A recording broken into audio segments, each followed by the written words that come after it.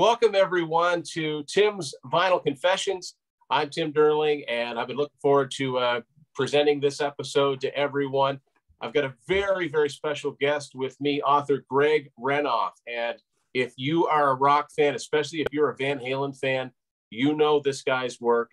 Greg is responsible for the excellent Van Halen Rising, which chronicles the almost 5-year period Van Halen's career before they released their first album. A lot of history in here that Greg has uncovered. And I did a review episode last year on this book, which is, it's got some Van Halen content, but it's a fascinating look at the music industry. Ted Templeman, Platinum Producer's Life and Music, basically Ted's autobiography as dictated to Greg. So Greg, thanks a lot for taking a little time out of your schedule and talking to me here. Hey, after that introduction, it's absolutely no problem. It was no problem.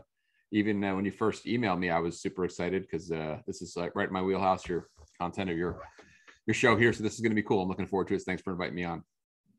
Right on. So Greg, basically just give us a little background on how you got started and how you took on the task of putting this together. I mean, for Van Halen fans, I think we all sort of knew the narrative of Van Halen. Oh, they started out playing backyard barbecues, backyard parties, and Gene Simmons saw them and at the Starwood, and then they played Gazzarri's. I think everybody just kind of accepted that, but that's a 5-year span. And what was it that what made it you think this needs to be documented and maybe I'll try and do it? How did that start?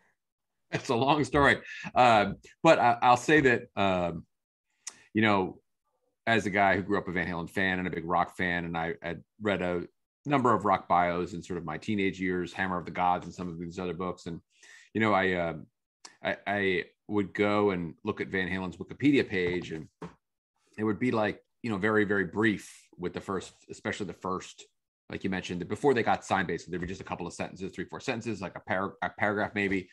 And to be honest with you, there were some things that sort of got stuck in my craw that didn't make sense. I would see things like they recorded their first album in October 1977, and the album came out in February. And then, the Gene Simmons date seemed wacky to me. And so there were just some things that seemed off to me. And that was sort of one of the things that sort of percolated in my mind. And then, really, that wasn't the main driver for it. That was just sort of in the background. I got interested in trying to do a little, I don't know, like I always say, it was probably going to be just like a little article for Van Halen News Desk. I'm a historian, and I had a little break from teaching the university I was teaching at, and I was just going to do something for me for fun, like 3 weeks of just a fun thing to put together and just to do for the website. And that was to start the sort of the Van Halen kind of club days thing. I was kind of interested in trying to find out something about their backyard party days I thought would be interesting. And there ended up being a lot. I ended up talking to a couple of people from Pasadena, and they would say, you should talk to my friend John, you should talk to my friend Chris. And, oh, did you know this? And it sort of began to build into this realization in my mind that there was such a huge untold, what I thought to be an untold story about their beginnings. I mean, you could just write, honestly, I wrote a whole chapter on the Gene Simmons episode alone. And, that in and of itself is a really interesting story. And when I really started to think about all these different moving parts and then trying to figure out why these guys didn't get signed for so long, because for me I think for a lot of us as fans looking backwards, you look at the first Van Halen record and you think like, how could this band have not gotten a record deal more quickly? And that sort of became a part of the story as well. And I eventually ended up, as you mentioned with my book, I ended up talking to Ted Templeman for Van Halen Rising, and we got to know each other through that process. And he wanted me to partner with him to write his autobiography. So that was how that all came together. But all that sort of stuff, there was so much of it that sort of became the impetus to try to write a book. But when I first started, there was never, I didn't have like a plan where I woke up and said, 3 years from now or whatever, I'm going to have this Van Halen book out or something like that. It was more just, it just started getting bigger and bigger. And there was just so many pieces that I wanted to connect up. And it just became sort of an obsession for me to try to do. I mean, as a person, probably you have your own personal obsessions with music, you understand it just became, an obsession for me to try to put this together and do justice to what I thought was, an amazing story of persistence and just talent, but also just the refusal for those guys to just sort of to throw in the towel despite all the obstacles and the lack of ease that they had in sort of quote unquote making it. You know, they obviously, once their first album came out, they became huge by the end of that year, but they didn't have a like a quick, obviously a quick path to we're gonna play clubs and try to get a record deal to getting a record deal. That was years. Yeah. And one of the most amazing things about it is that it sounds to me like from all the folks that you talk to, people that knew the brothers and people that knew Dave, that it seemed like the most unlikely thing that David Lee Roth and Eddie and Alex would end up together, because they were almost like repelling forces. And it's almost like Dave just knew. He said, you guys might not think so, but we're going to end up in a band together. And whether it was renting them the PA and them realizing they could make more money if they hired him into the band. But, and the criticism that Dave faced, people telling me he couldn't sing and you know, what's all this flamboyant stuff going on? And even from within the brothers, it's a real, it's not a harmonious story. I don't think the Van Halen story has ever been a harmonious one, but it really was against the odds of them, first of all, getting together, and the persistence of them, you know, yeah, we're going to play clubs for 2 or 3 years. We're going to play the occasional backyard party, which, you know, from what it sounds like, some of those backyard parties drew more than most clubs. Yes. And then, yeah, persistence, being consistently told that, no, your music, you'll never get on the radio, you know, this kind of music's done. And you did a very good job of showing other bands like AC/DC and Scorpions how they were doing on the charts in 1978. And I think that's important for people that grew up listening to those bands to go, yeah, okay, you think they're great and they've got a ton of platinum albums, not back then. Yeah, and I mean, like, that was the thing. It's interesting. It's so interesting. Yeah, that's the whole sort of what that was like. One of the more the controversial parts of the book. I mean, it wasn't really a book that was. I'm kind of joking. There wasn't like, you know, some like, you know, like big hot take that was gonna, like, you know, drive people insane or something like that. But there was this sort of because I called them heavy metal on the cover, a lot of people really lost their minds about that. And sort of, I had to do a lot of not work, but I had to like continually online when I decided to engage in these discussions to sort of show people that what heavy metal was in 1978 had nothing to do with what heavy metal was in 1985 or 1986. Yes. And like, there's this cream cover that I share on social media occasionally that says, you know, is heavy metal dead? And it shows like Queen, Kiss, Heart, Led Zeppelin, Van Halen, maybe Cheap Trick, I don't remember what other band. And so there was just this, you know, there was this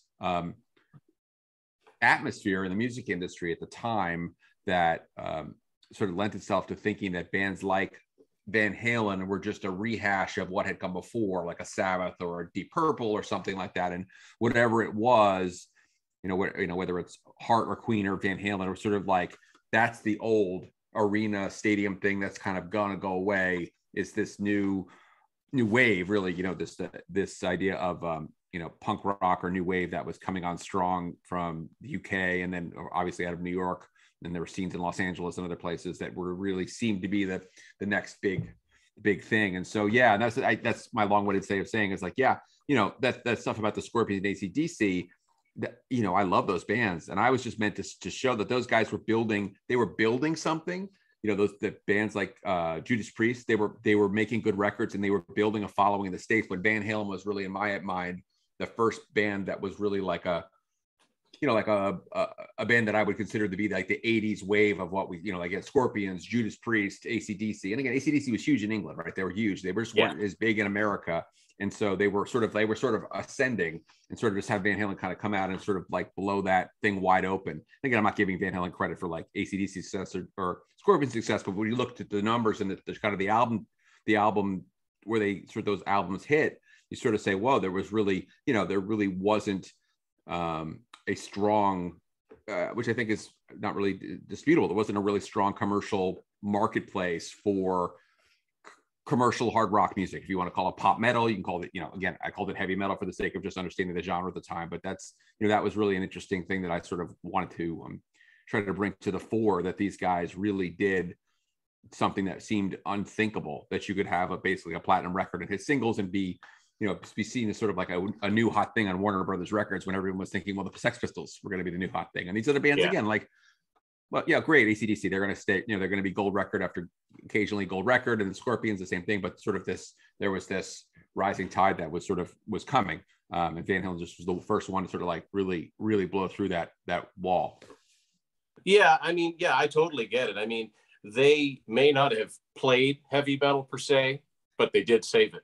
They made loud, heavy guitar rock commercial in a way that I think enabled some of the older guard to do the same thing. So yeah, I totally understand that. It's the movement, and and heavy metal as a term, people also have to remember 78. I've read old articles that refer to Journey as heavy metal. Anything with a slightly loud guitar. My favorite one is, and again, it's just so people can understand, right? It's like, it's not meant to be like this like academic point to be like, BTO is heavy metal. That's what it was, just sort of a very, very nebulous term that was used to sort of describe anything with like hard drums to guitars that was sort of like, again, like something like Doobie Brothers probably would have been called heavy metal, but like, I don't know, for whatever reason, maybe because the guitars were a little like Ain't Seen Nothing Yet. They're like a bigger, heavier, crunchier thing. Like I've seen like BTO, none of us would ever be like, BTO is heavy metal band. No, they're not. They're definitely not a heavy metal band, but it was just sort of like people would lump them in. Like you said, Journey. Like, again, that probably wouldn't have been like a common thing people would say, but yeah, people understood what they meant. It was like guitar driven hard rock, long hair. Yeah. Right. Which we're going to call.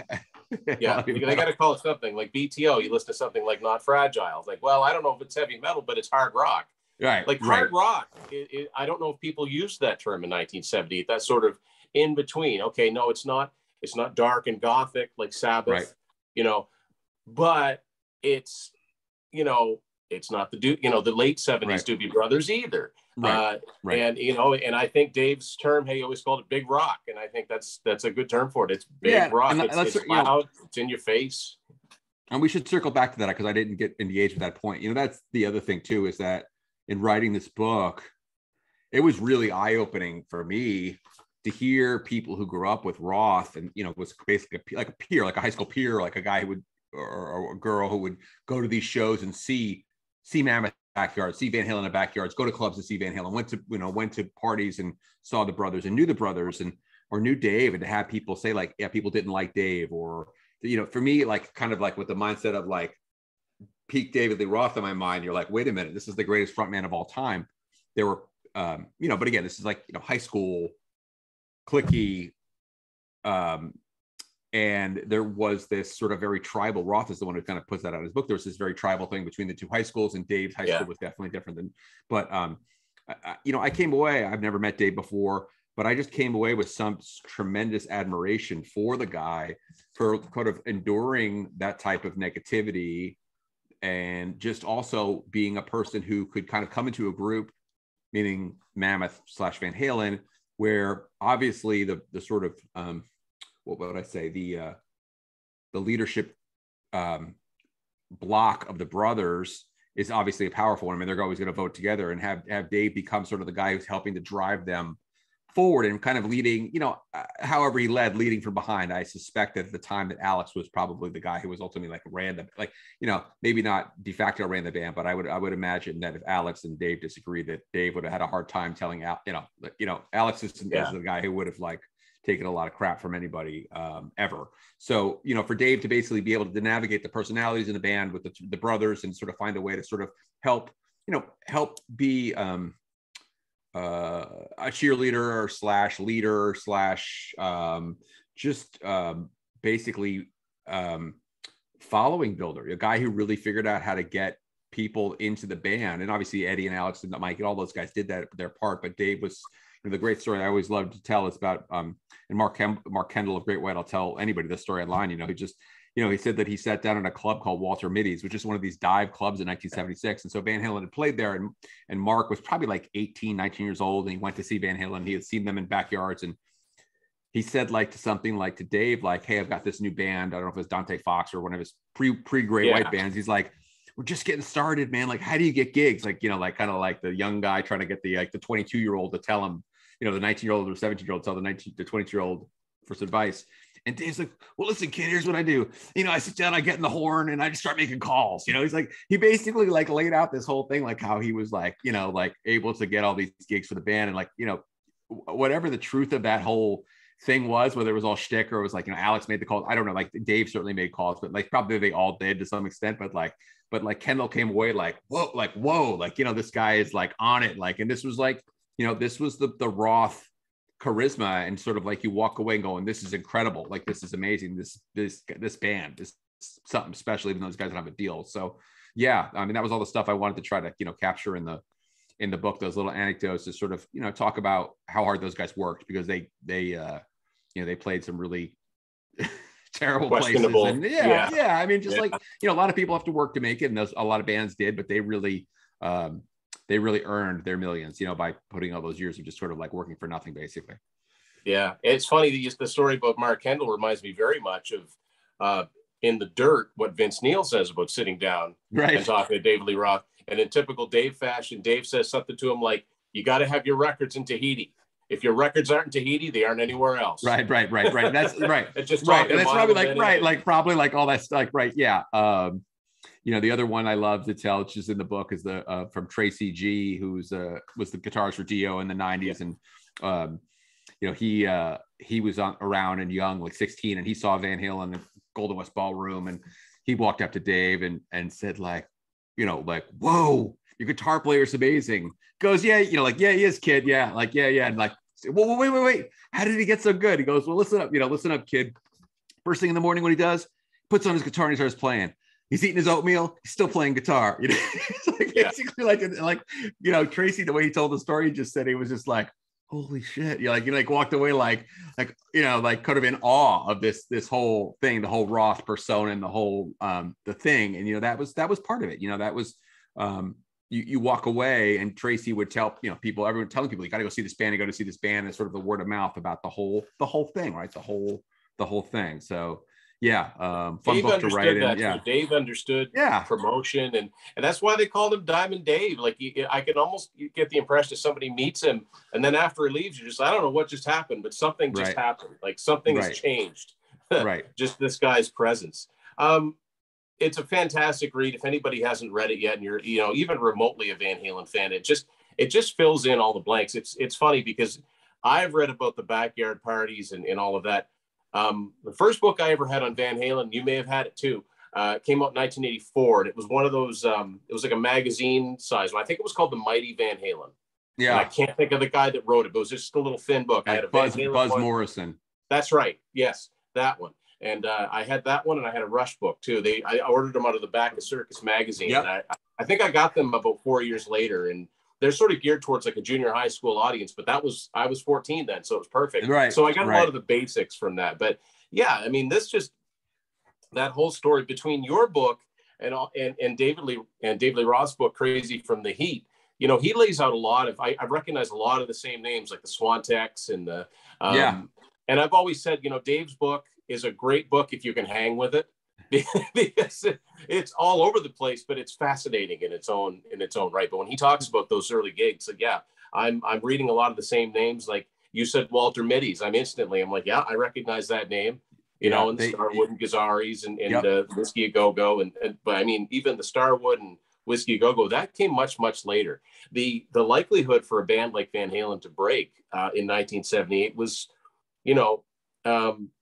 kudos to them for sticking with it. But really, no one ever talks about Van Halen as a 70s band. They lit the way for the 80s. Yeah, I mean, that's really interesting. Yeah, I mean, it's really interesting. I mean, to sort of think about how people see bands, and part of it is hit albums, but obviously 1984 probably had a larger, I think, undisputably had a larger cultural impact long term, right? Because of Jump and all these things, right? But I mean, the first Van Halen album, I would love to see the actual updated numbers. They've never been updated. My understanding is the RIA makes bands pay, like basically they're like, oh, we'll give you an updated accounting, but you have to pay us like X month, tens of thousands of dollars. And I think probably the Van Halen, like whatever, we're getting our royalties. We don't care. We don't need the exact number, but 10 million copies of the first Van Halen record, which obviously is way past that right now, whatever it is. But that was a decade ago or two, but like, they sold about the same amount in theory. Probably 84 sold more by now, but again, like you're right. It's like people don't look at Van Halen as a 70s band, in part because they sort of so well predicted their music sort of so well, shaped the 80s, and also sort of like was a little bit ahead of the curve. And Roth used to yell out at you can hear it on bootleg recordings on YouTube. He'll say that the guitar player of the 1980s, this is 1978, Edward Van Halen, and it's like, talk about predicting the future. Whether that was just like Roth is later like, oh, I said that, I don't even know why I said that, but I think he did know why he said that. I think he did know, right? He knew. Well, I think he did know that this was like, this guy was way ahead of the curve and was gonna set the pace for everybody else who came later. Yeah, the RIA is funny because I like studying stuff like that, and there's certain things that go, there's no way that's only gone gold, or there's other albums that aren't in there at all. Like that must have gone gold by now.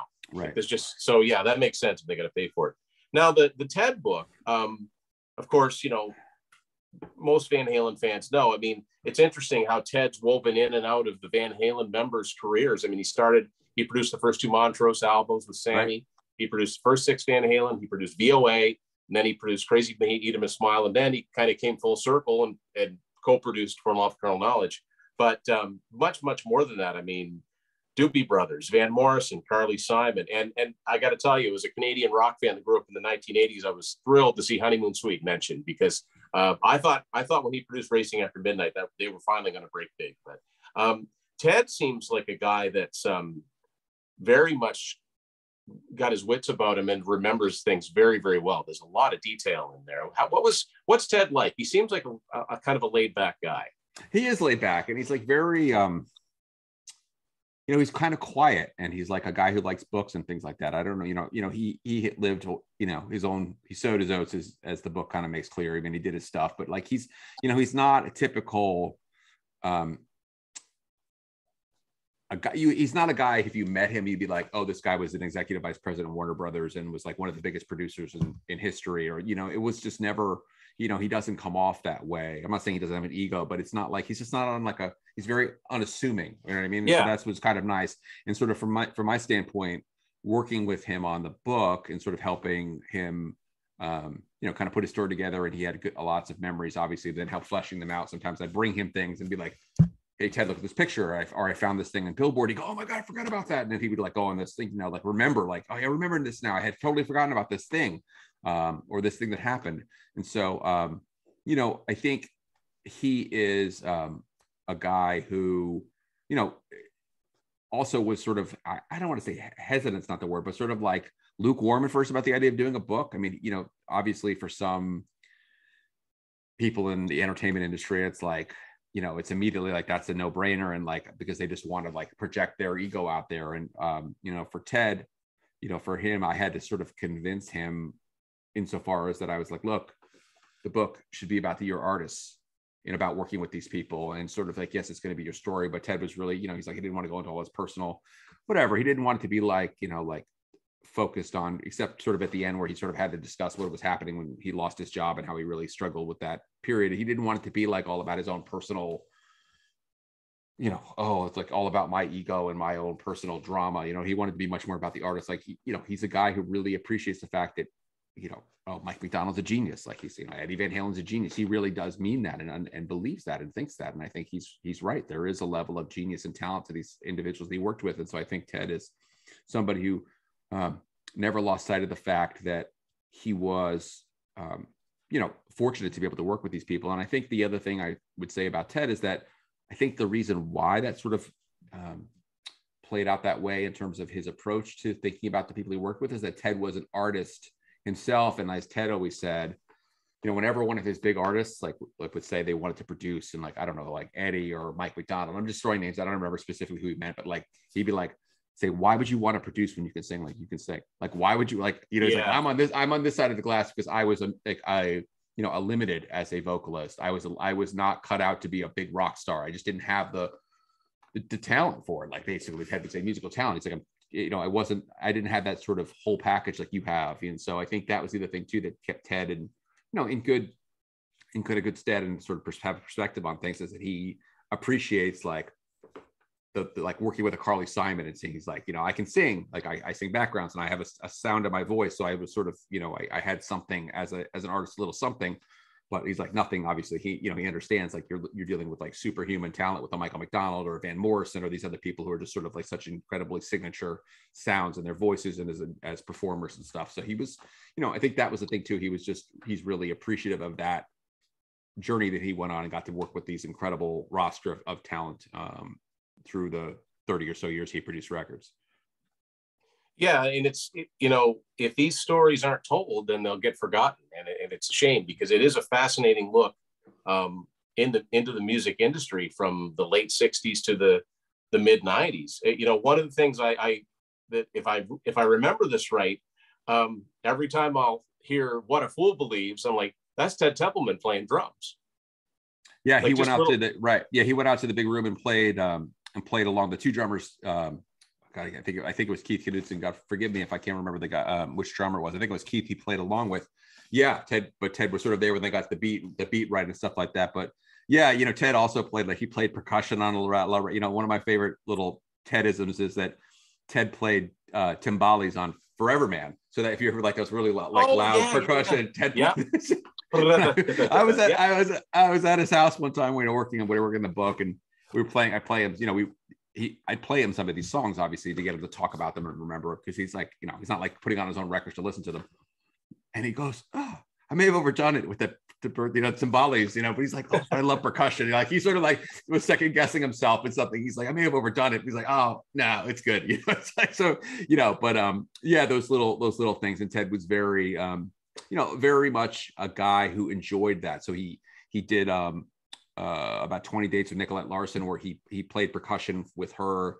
And, one big thing that was a driving force for Ted was that it was going to be a relatively short tour. Ted had time to do it. He wanted to help her get her next record together. And so he basically, with the band, going on the road, he thought it would be a good way to kind of workshop the next record, in which is what they did. They kind of went in relatively quickly and did the second Nicolette Larson record. And so, yeah, he was the guy, when they had the little Georgia Memorial concert, Ted came on stage and played the No Nukes concert. You could see him playing drums on What a Fool Believes with those guys and stuff. So, he was, he enjoyed that sort of band vibe, sort of like the guy who supports everything, rather than being out there and the guy who sings or does anything like that. So that was fun too, the sort of, the musician becomes producer. And there's a number of guys and men and women who've done that, obviously, but Ted had his story, and that was a fun one to kind of talk about that transition and how he continued to, kind of express himself musically on these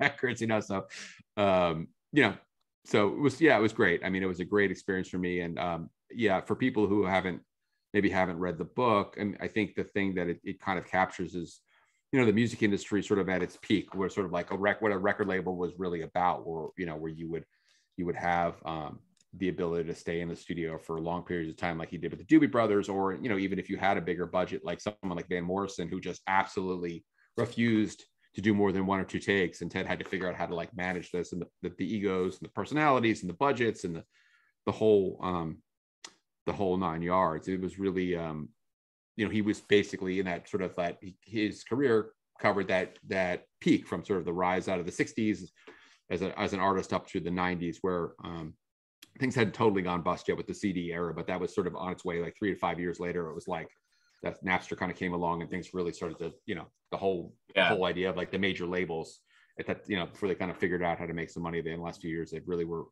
they would really have their knees cut out from under them. So, yeah. And the other thing is, the music industry, you mentioned the Doobie Brothers, having a band stay on a label for 3-4 albums before they really make it big, or a couple of albums. Right. And it took the Doobie Brothers a few albums, and Van Halen are kind of unique in the fact that, yes, they paid their dues behind the scenes, but once they were a recording band, they were big right away. There aren't many bands that did that. I mean, Queen weren't big right away. Aerosmith weren't big right away. ZZ Top weren't big right away. So yeah, they kind of broke the mold there. So Greg, I'd like to talk to you like you're a historian, and I'm I enjoy learning about the history of things that were just a little bit beyond. So I remember 8 tracks. I was born in '74, so I remember 8 tracks, 8-track tapes from the time I was 5-6 years old. I remember I had cousins that had the Cars and Blondie, and and I had grandparents that had country albums and things like that. But as someone that grew up in that era as a music consumer, I'm always fascinated, and anyone that's watched the show knows I'm fascinated enough to write a book about them. But the point where you started to see 8-tracks disappear from retail shelves, is that something that you actively recall? Like, were you buying vinyl back then, or like, do you remember that when all of a sudden you went into a store and you said, "There's records and tapes, but I don't see, where are the 8-tracks?" I don't really remember that. I sort of, my memory of 8-tracks is my parents. I was actually trying to find the photo on my hard drive and I can't find it. I actually have a picture of me when I'm probably about 5 years old, standing in front of my parents' stereo system. And it was one of those all in one, had the FM receiver. I'm going to try to find it, send you the picture. Maybe you can help me identify the model. And then it had to the right, it had the 8-track where you push the 8-track in. And then it had on top, it had the turntable.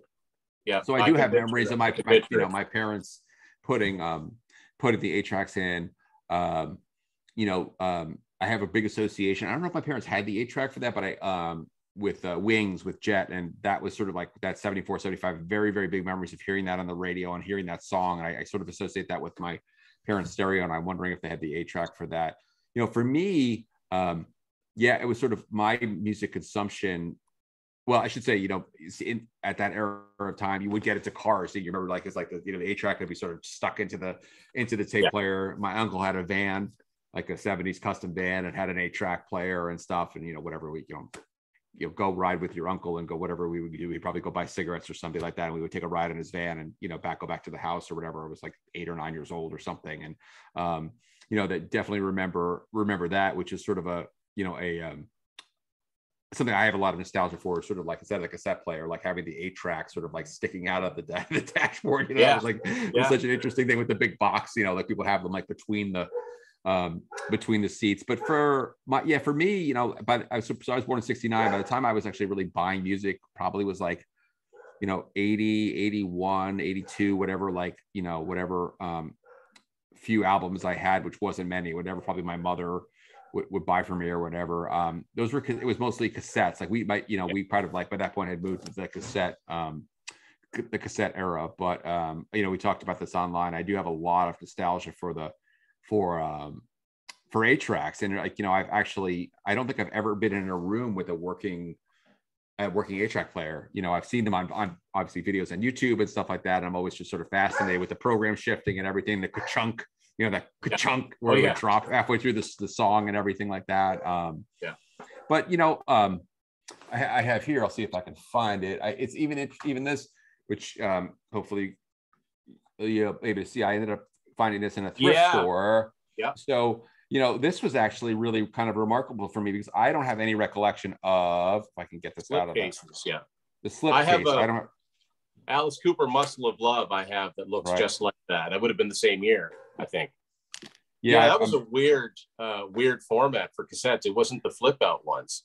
My fingernails kind of short, so I won't pull it out. But basically, the cassette is in there, and like this. So it's sort of like almost like an 8-track style, like sticker on it, right, and stuff like that. I have not actually played this copy. I have no reason to think it won't play, but I don't want it to get eaten by. I have a pretty good cassette deck here, but I just have it as sort of a conversation piece. But this is like that's sort of the probably. This was probably says 72 obviously is when the album came out. I don't know when this exactly was manufactured, but this is before the sort of flip cases or whatever. But this is one of my fun little tokens I have here.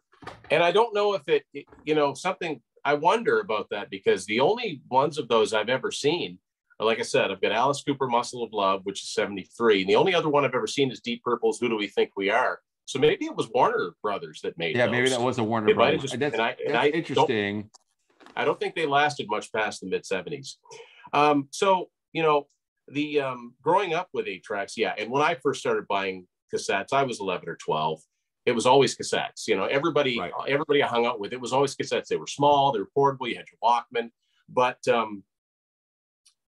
when I would have had no idea at that time. I associated 8-tracks as dying out turn of the 80s, and I think most people do, and that's. My book on Spool talks about how if you were in Columbia House or if you were in RCA Music Service, major labels continued to manufacture, not all, but a lot of releases all the way up to 1988. Once I found that out, like you finding out about the early Van Halen history, I'm like, okay, this needs to be documented.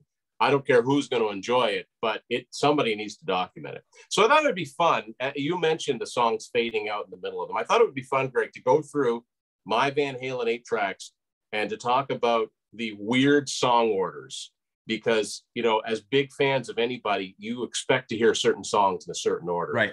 And the thing about 8 tracks is that they tried to keep each of the programs about approximate same length, so that you didn't have a lot of space at the end of one program, because the odd thing about 8 tracks is that you could fast forward them, but you couldn't rewind them. It was a very strange medium. Like, you know, why I'm fascinated by them, I have no idea. This, of course, first Van Halen album. This is a US copy. So yeah, even the numbers look the same as the back of that Doobie Brothers tape, because that was the Warner Brothers style. So, you know, this was probably in a lot of 8-track decks in 1978, I would imagine. So here's the program 1. It's Running with the Devil, Eruption, Feel Your Love Tonight. Now, hearing Eruption end and then anything but You Really Got Me starting up is kind of a, what? That doesn't make any sense. So program 2 is You Really Got Me, Atomic Punk, and Ice Cream Man. Program 3, Ain't Talking About Love, I'm the One, Little Dreamer, Begin, which means it would fade out midway through, and then ka-chunk, like you said. Program 4, Little Dreamer, Conclusion, Jamie's Crying, On Fire.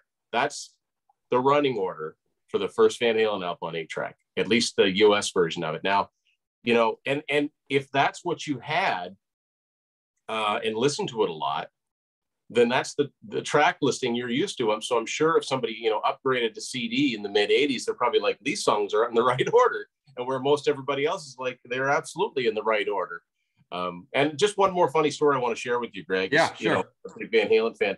When I first got, I got all the Van Halen albums at the time on cassette all the way through 1988. And I pretty much got them all in reverse order. I know Oh You Wait 1 2 is the first one I bought when it was new. And the last one I got was the first one. And I always get mixed up as to how the actual track listing is supposed to go. But the last 2 songs on side 1 are I'm the One and On Fire. Now, I don't think that's the actual intended track listing. I can't really get that straight. But I thought there was one song called I'm the One on Fire. Okay, so I was hanging a poster on my wall, probably a cutout from Circus or Hit Parader, right? And I just had the tape playing. And normally, you know, just the minute the side was done, I'd fast forward, flip it over, put it back in. But I was on the other side of the room. I'm the One gets done. And all of a sudden, dun, dun, dun, and I almost fell off the chair, because I didn't know there was another song on there. And then I listened to it. And it's like the bonus, the hidden track. Oh, it's just called On Fire. I had to share that. Yeah, I knew you'd appreciate something That's like funny. that. Yeah. Yeah.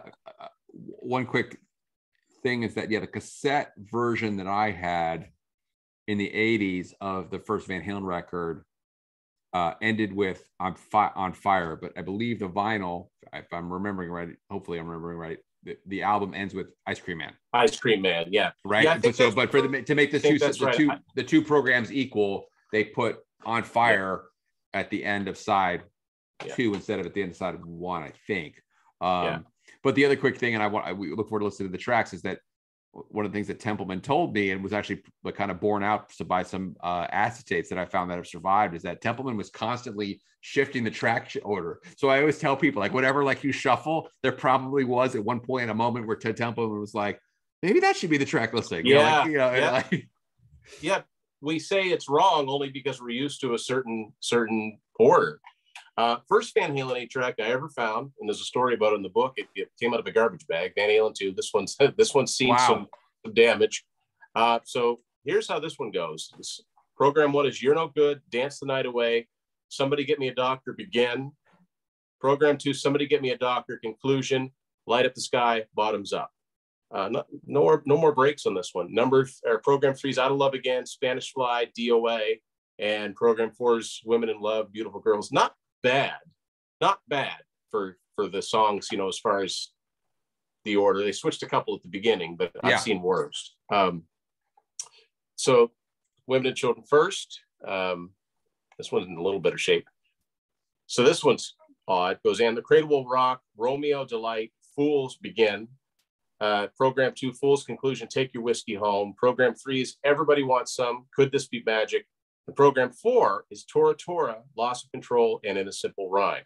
Now, not having a working player, I used to at one time, but I, like you said with the Doobie Brothers, I've ruined tapes, because to actually play these things now, it takes a lot of maintenance. It takes maintenance on the players. It takes maintenance on the tapes. And I admire people that do that, but I don't have the patience for it. I wonder, though, if at the end of A Simple Rhyme, it's got the little, I think they call it growth, the little do. I have to wonder if it's actually on there. One of the crazier things I have somewhere on one of my hard drives, which is interesting, there was like an 8-track transfer of a Rolling Stones Some Girls that somebody digitized because there was like an alternate mix. Like there was basically like, whether it was a mistake or not, or it was just, oh, this one is, we have the masters here, and the masters for, I don't remember what song it was, maybe it was Shattered or something, is like 12 seconds shorter. We're going to use this version, even though it's not there. Remember? And so, to hear that, like, that's the thing. It's like, it would be interesting to hear if that track, there. Right? Yeah. And the fade. I mean, I think there are a couple of Van Halen 8-track videos on YouTube where you can kind of hear that the fade, like Little Dreamer in the middle, like the fade out in the middle of Little Dreamer must be really, interesting. And it's like, I've never asked I never asked Don Landy. I should ask him that question. If that was the engineers who did that, basically like, oh, we have to prep for the 8-track. That's right. As the producer and the engineer, did they make the decision, or was it basically at the production? I'm going to guess they probably did, because I would think that would be something that they would want some input into. But it's interesting to think about that, whether they had to be like, oh, we'll fade this track and fade in this track. Each program has to be the same length and feel, right? Yeah, and because I know that there has to be a master tape for each format. So right. And 8-track's a special case for that. Which brings us to my personal favorite of the first 6, Fair Warning. And this is such a short album. The programs are like, the longest program is program 1. It's 8:03. But to me, this is just one of those albums where there's not a second of wasted space on it. So It goes Mean Street, Sinner Swing, and program 2 is Dirty Movies, Unchained. 3 is Hear About It Later. So this is Love. 4 is Push Comes to Shove, Sunday Afternoon in the Park, and One Foot Out the Door. Here's a question for you. I just thought of this. Did they ever complete One Foot Out the Door? I've always wished they'd made that into a complete song, because I just love that. Like, I don't know. I mean, no. I mean, the type of thing. A lot of times, Ted's memory wasn't just granular enough to remember something like that. He would hear it and go, "Oh, I remember this. We did this at the big room at Sunset 2," and he would talk about different things about the making of, but something like that he probably wouldn't remember. I suspect, there is on the master tape, the multi-track, like it doesn't fade, right? Just sort of like whatever it is. Well, it's just that the 2-track stereo master, when they mixed it, it probably doesn't fade. It probably just goes to where they just stopped it, instead of that long Eddie soloing, and eventually they're like, okay, it's that's like it. When the Best of Both Worlds compilation came out, I think it's Finish What You Started. It just stops. You hear more than you hear on Oh You Wait 1 2, but at a certain point it just cuts. Right. But yeah, you probably got a little bit more than jamming on there. Yeah. Oh yeah.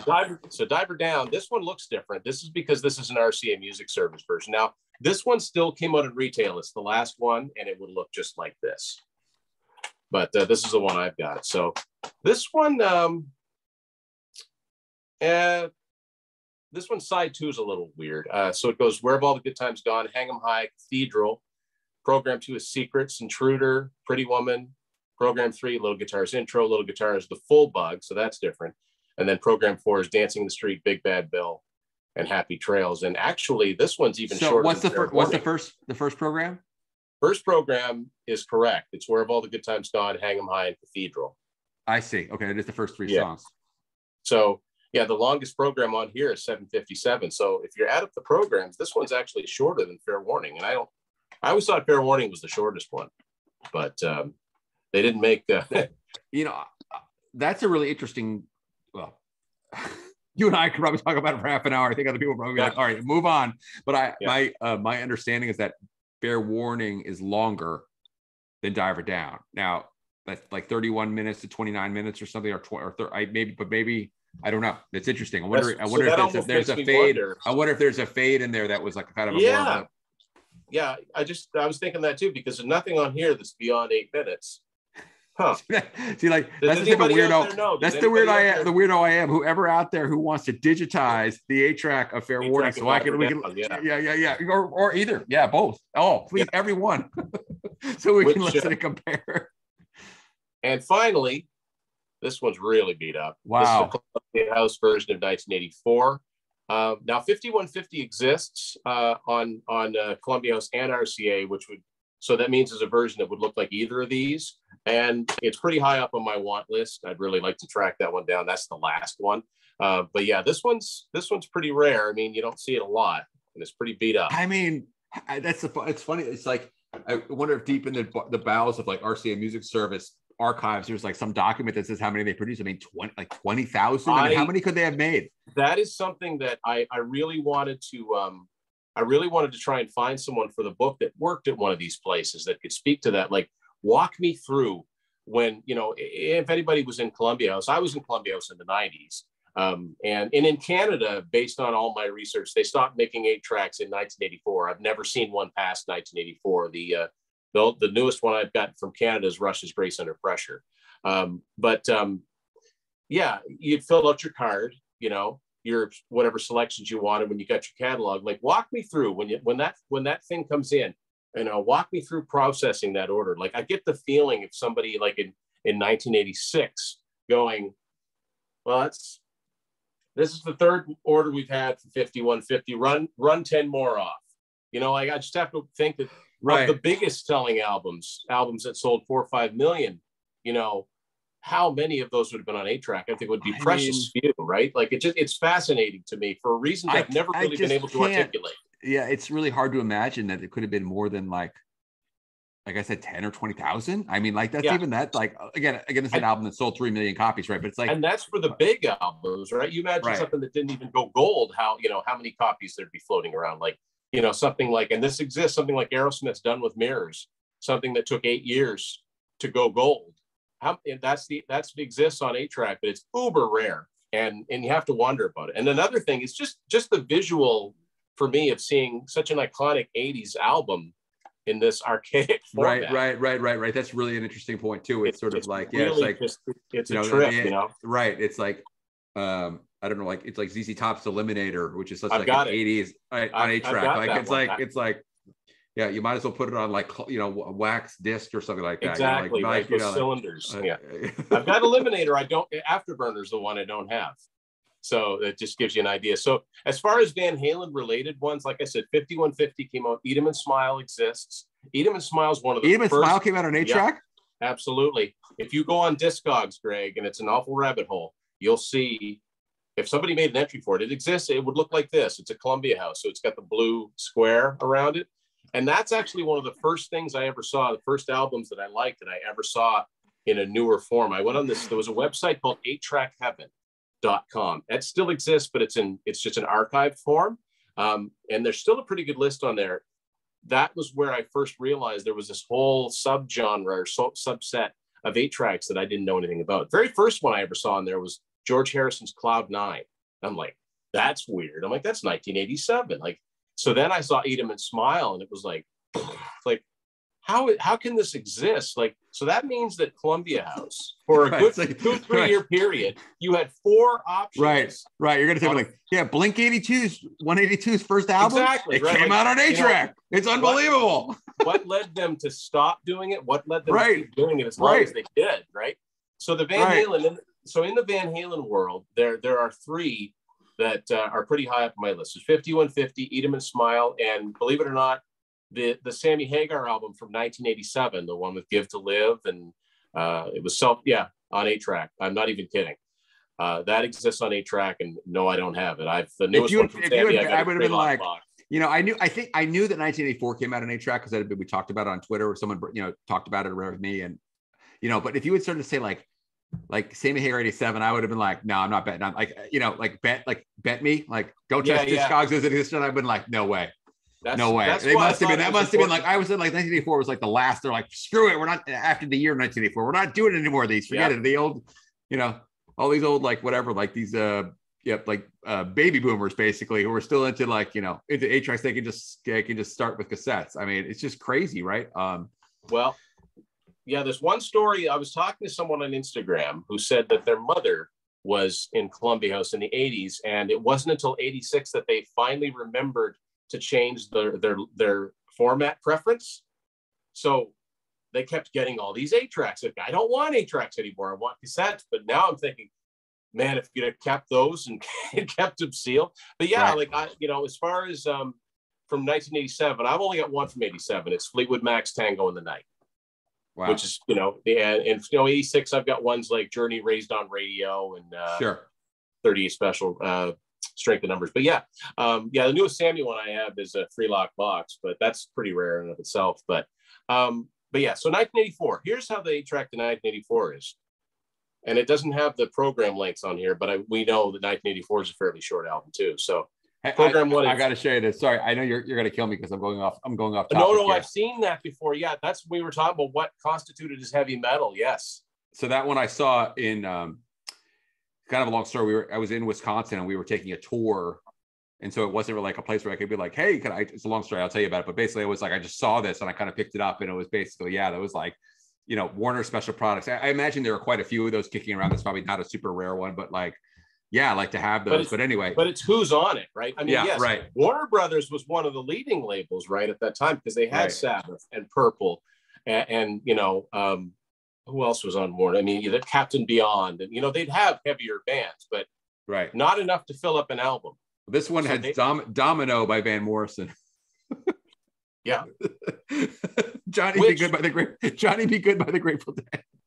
Who? Again, it's just like, it comes down to like basically like it was a marketing, like, you don't really know what heavy metal is. The Doobies on. The Doobies got to be on. Right. They're like, it's heavy metal. Right. Exactly. Radar Love, Uriah Heep, Foghat, Delaney and Bonnie. It's just amusing. But sorry, I just didn't want to forget to show you that's 8-track awesome. I found in the wild. That just shows you how loosely the term heavy metal was used at one time. So it's 1984, Jump and Top Jimmy. Program 2 is Panama, I'll Wait. 3 is Drop Dead Legs, Girl Gone Bad. So it's completely mixed up. None of the programs are right. And program 4 is Hot for Teacher and House of Pain.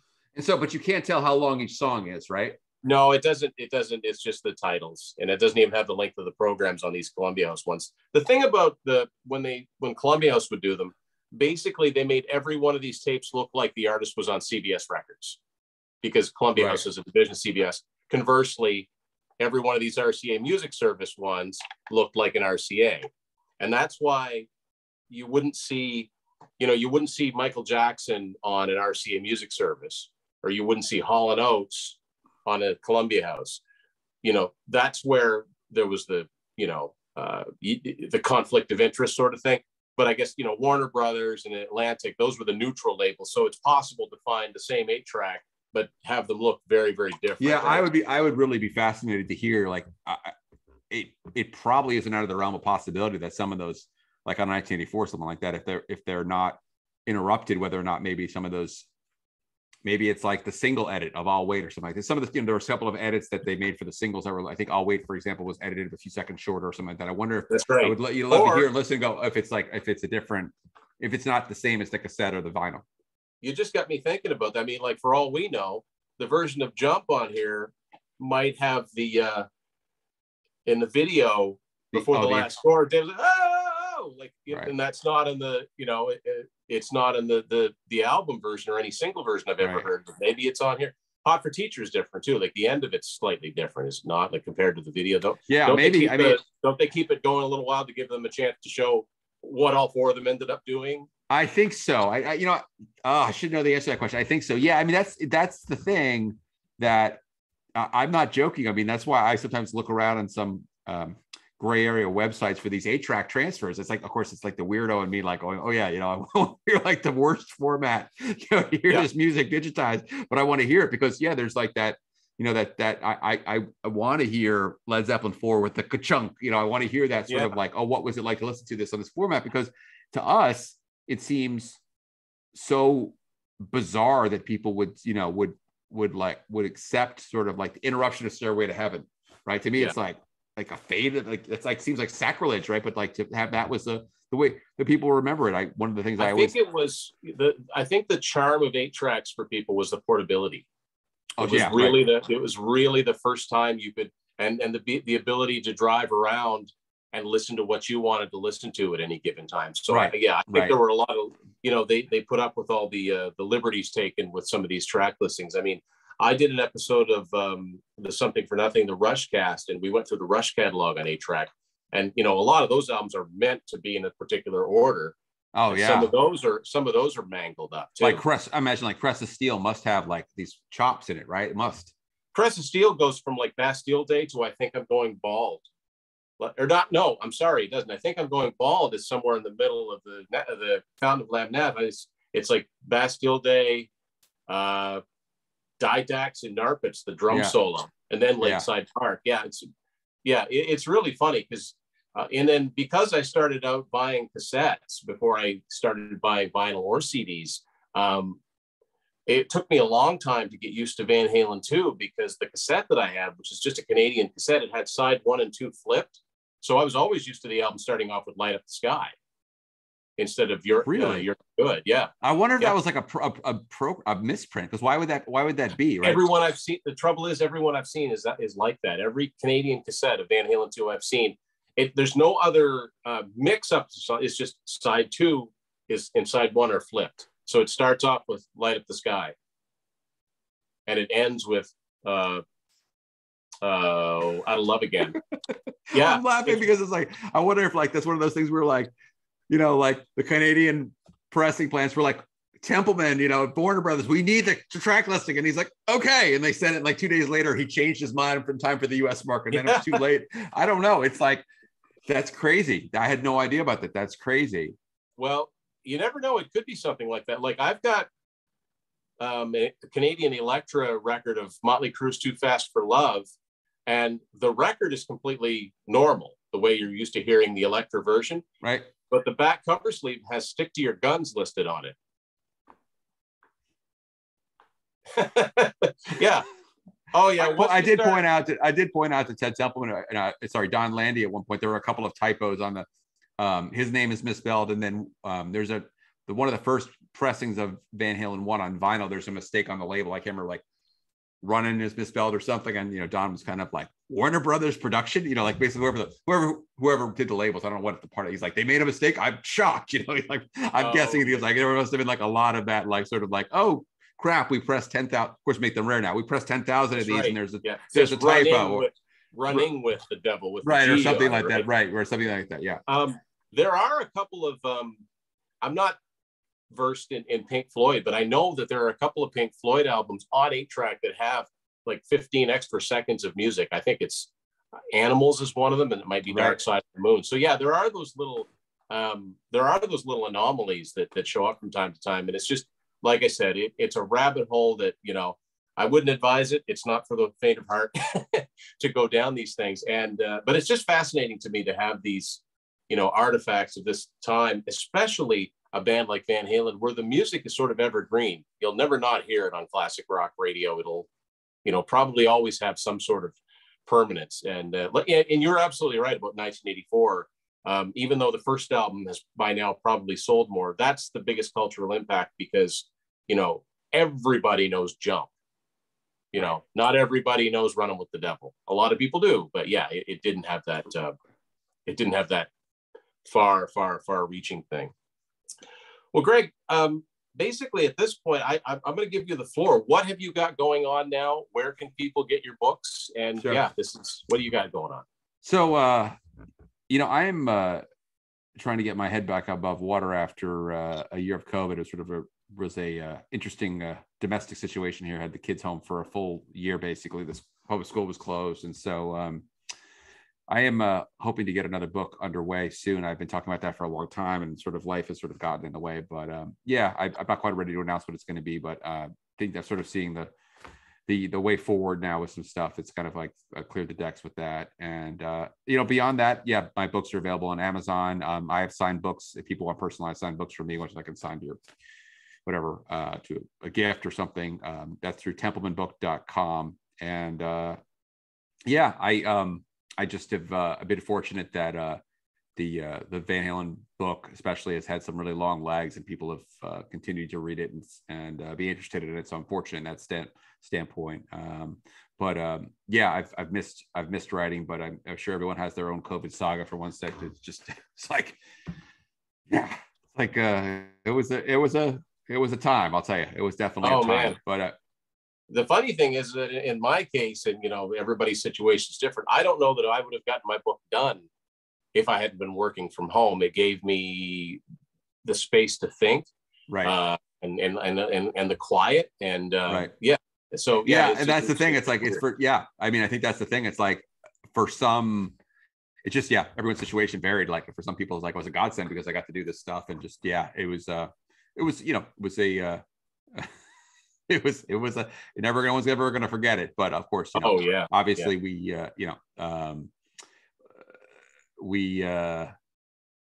all want to do more, but and we all want to do more stuff. And that's just the thing. It's life is life, and family and other things come in the way. But I just obviously appreciate you having me on, and I enjoyed this so much to talk about this. And like I said, I'm going to continue to say it. I'm going to spam Tim's show with stuff that's beneficial to both of us. Is like somebody must have those 8-tracks. If you can digitize it, digitize them. Yeah, absolutely. If you can, if you have a working machine and a tape that you feel confident you can play, digitize it. As we fade out here, that Rolling Stones one is kind of crazy. That one where that Some Girls 8-track where half this, probably a quarter of the songs are a different version that's on the album, and I suspect that's probably never ended up on any remastered versions after all of this. No, I don't think so. They're they're shorter versions, and I think it just was a matter of probably they were like, we got to figure out this 8-track problem, and they probably were like, oh, there's an edit here that's shorter, or they actually edited it. I'm not sure, but it makes for a different, a different listening experience than the main one. And so I'm very, very curious about these, that you pointed out to me with these track times and everything, especially with the Fair Warning one that actually sounds like it's shorter than Diver Down, which seems impossible. So and I never noticed that before because I never really looked at the times. But again, doing this, I'm like, it is interesting.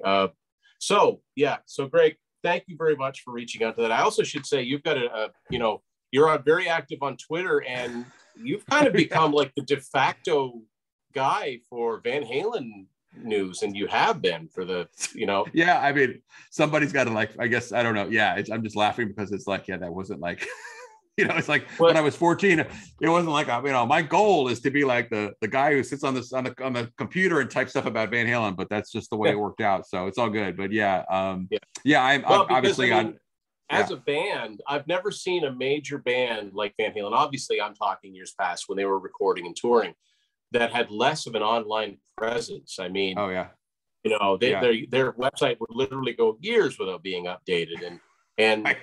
The famous quote was like, "No news is good news." Like they're like, I don't remember, one of the brothers said that, or at some point, no news is good news, and it's sort of like, okay, I guess that's true. I guess we haven't broken up.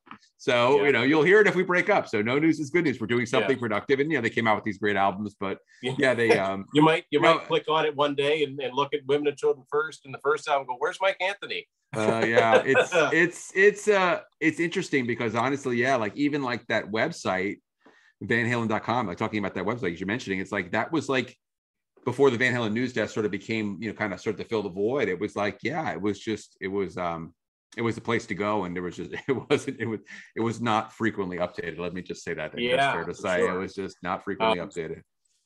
2020 was a rough year, for a lot of people with the pandemic. But for me, it was Neil Peart dying in January, Russia, one of my favorite bands. And then of course, Eddie. I mean, that was, I actually kind of went into a funk that day because we all knew Eddie was sick, but I just didn't think, it was going to happen when it did. Was, is that something that,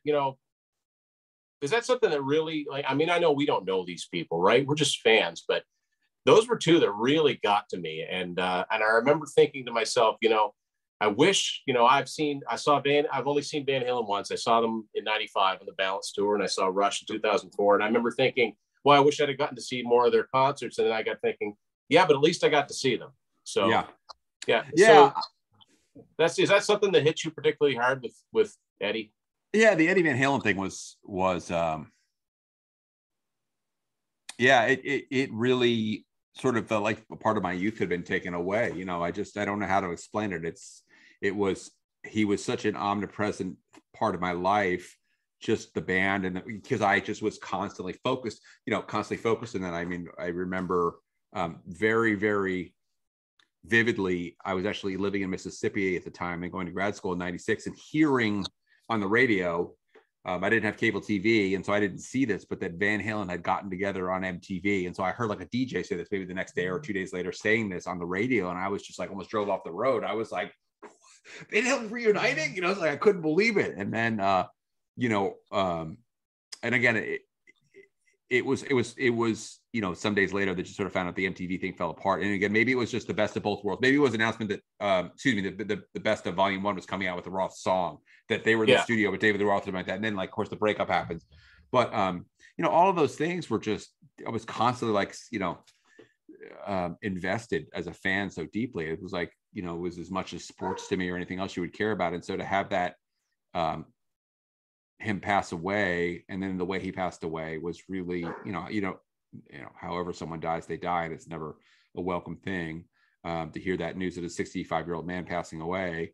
But it really bothered me deeply. And the other one, you know, Neil, I saw Rush a number of times, and I love that band, and that was a one that really hurt. But the one that actually hit me the hardest was the Taylor from Foo Fighters. And again, I'm not the biggest Foo Fighters fan in the world. You know, whatever, radio listener songs or whatever, but just sort of, I just always appreciated that he was always like, seemed like the guy who was like, I appreciate where I am. Like, this is an amazing thing that's happened to me. I'm like this guy who grew up a fan of these bands, and now I'm like playing drums for Rush, or I'm singing with Nancy Wilson, or like I always like so identify with that sort of like, you know, because for me, obviously I'm not comparing my own experiences to what Taylor had in his life in terms of, you know, but like just the idea that I could actually like talk to Ted Templeman, like, was like, like, you know, like you just, you know, everyone has those sort of, I think today with social media, you have these moments where you're like, wow, it's really cool. I get to, you know, interact with somebody online or whatever that 20, 30 years ago was impossible to even conceive that would ever happen. So just, I think, you know, when I saw him, you know, seemed to be like when he played with Queen or whatever, that he seemed to be deeply appreciasive of that as like one of us, like as a guy who's a fan, not sort of like, oh yeah, this is like whatever. You could talk to him about Van Halen or Rush or Kiss, just like, you know, and just forget about the fact that he's a multi-platinum, you know, he's a he just happens to be in a famous rock band. And, yeah, I mean, that was just terrible. I mean, that was terrible. It just was, and it's out of the blue. You know, there's a lot of other things that kind of, you know, knowing that he's a parent and stuff like that, as he had young children and stuff like that. But to have it happen, and where he, it was just sort of, it was so unexpected, and to have that sort of person who really just waved the flag. You know, another thing I really appreciate about him was he never seemed like the type of guy who like, well, if he liked, I don't know. I mean, when it picks some band that might now be seen as like archaic or like cheesy or whatever, I'm not going to name any bands, but like he would have been like, I'd like that band. You know, he like, you know, he never seemed he never seemed like he was like trying to craft some sort of like cool image about what music he listened to or didn't listen to, and he just seemed to be like, you know, all sorts of stuff. And so that, that really was, especially after COVID ends and stuff like that, so many people passed away, and to have that sort of happen. So just like, I couldn't believe it. You know, I couldn't believe it. In some ways, that one, you know, I guess I don't want to belabor the point, but you know, kind of everyone kind of, I think, knew to one extent or another that Eddie had cancer and probably wasn't well, like that he wasn't probably, you know, nobody knew for sure, unless you were in that very, very tight inner circle, how his health really was. And so obviously it was shocking when I heard he passed away. I wasn't expecting it, but like, you sort of been like, well, he's been fighting cancer for 20 years. And you could sort of step back and go, that's a long time to have a cancer diagnosis and have multiple bouts with cancer and to live, you know, and still put music out. And still put music out and do stuff. But the Taylor thing sort of like plays this huge concert in front of 150,000 people. He's like, looks completely fine. And then, you know, 2 days later, his dad was like, That was pretty awful. Yeah, that was awful. Very unexpected. Well, that's a nice note to end. I know it's just meant to be. I mean, it's just. I think we're both trying to say it's like our passion for these acts. Yeah, right? It's like that's the thing. It's like, and you know, it's a real eye-opening experience as a 50-something-year-old now to sort of see this happening, where obviously the people we grew up with idolizing, and you know, everyone, nobody lives forever. It's a tough thing to see that happening to your heroes. And so yeah, the Eddie Van Halen thing was, you know, I think I do really think that, how do I say this the right way, that the amount of outpouring of appreciation for him and his music and just sort of a personal love for him, like you sort of realize how far he transcended just like the rock guitar thing. Like he was, you know, he was something unique, you know, in terms of his impact, talking about Jump and these other things. And people really, you know, came out and made me understand even better the reach of Van Halen, probably more than I'd understood before. Like you start to realize like, you know, people you never, they love Van Halen. Like all these people like, oh, of course, these politicians like Van Halen. Like you know, certain people like you. If you're like, of a certain age, everybody's got a Van Halen story. Right. And like, that's the thing. It's like, you know, there are other bands like that. You know, flip side, maybe like something like Duran Duran or something like that. Like a friend of mine, Annie Zed, wrote a great book about Duran Duran. And it's like, you sort of realize like, you forget how big these bands were. Right. And so like, you know, they sort of had their sort of peak moment of fame, and then, you know, as time goes on, but there's that sort of recognition that like, like of course your average, you know, 50-year-old woman who was in high school in 85 probably likes some Duran Duran songs. You know, that's just the way it is. Well, Greg, thank you very much for doing this. I love talking Van Halen and talking 8-tracks. So this is perfect. And anybody out there, if you're a Van Halen fan, I'd recommend both of these books. The Ted Templeman book. It takes a while before you get to the Van Halen content, but you're already hooked because it's just a good read. And once you get into the Van Halen, boy, we didn't even get into the whole thing with Once Eddie Built 5150 and Don Landee, and Ted and Dave are knocking on the door trying to get in. But yeah, both good reads. So Greg Renoff, check out his books, follow him on Twitter. And if you've got a Van Halen question, scroll down through his Twitter to see if he's answered it already. I'm your Van Halen answer bot. I do my best. Yeah. So Greg, thank you very much for doing this. Thank you. Thanks, Tim. Thanks everyone for watching this edition of Tim's Vinyl Confessions.